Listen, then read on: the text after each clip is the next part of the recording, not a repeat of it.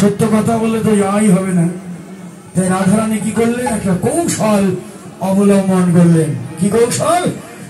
জটিলা নিকটে যাইয়া বিনোদিনী রাই, জটিলা নিকটে যাইয়া বিনোদিনী রাই, জটিলা নিকটে যাইয়া বিনোদিনী রাই, জটিলা নিকটে যাইয়া বিনোদিনী রাই, কান্দিতে কাঁদিতে বলে কি করব ভাই, কান্দিতে কাঁদিতে বলে কি করব ভাই, কান্দিতে কাঁদিতে বলে কি করব ভাই, কাশিতে কাঁদিতে বলে কি করব ভাই, নিষেধে দিলাম সপন অতি অমঙ্গল, নিষেধে দেখিলাম সপন অতি অমঙ্গল, নিষেধে দেখিলাম সপন অতি অমঙ্গল, আমি নিষেধে দেখিলাম সপন অতি অমঙ্গল, অতি মরম কিন্তু কালো কমল,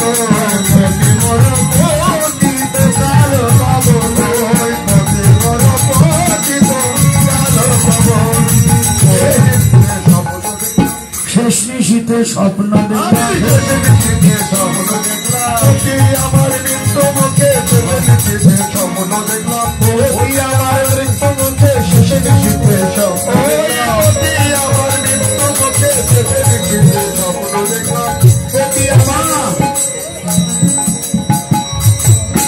আমি স্বপ্ন দেখেছি আমার পতি মরে গেছে, স্বপ্নেই সূর্য পূজা করেছি, স্বপ্নেই সূর্য পুজি আশীর্বাদ বলে, সূর্য পুজি আশীর্বাদ বলে, সূর্য পুজি আশীর্বাদ বলে, স্বপ্নেই সূর্য পুজি আশীর্বাদ বলে,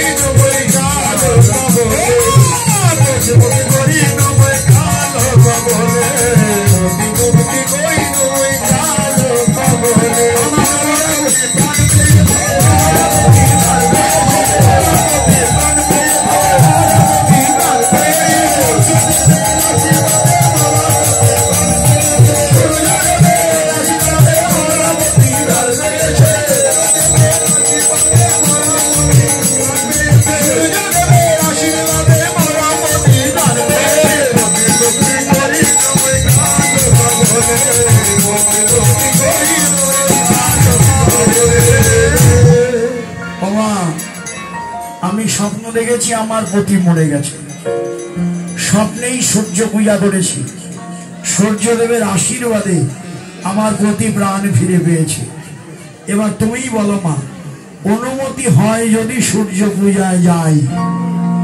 মনোহর দাসে বলে বিলম্বে কাজ নাই, এখন বলে আর বিলম্ব করো না রে, আর বিলম্ব করো না, আর বিলম্ব করো না, আর বিলম্ব করো না, যাত্রা করো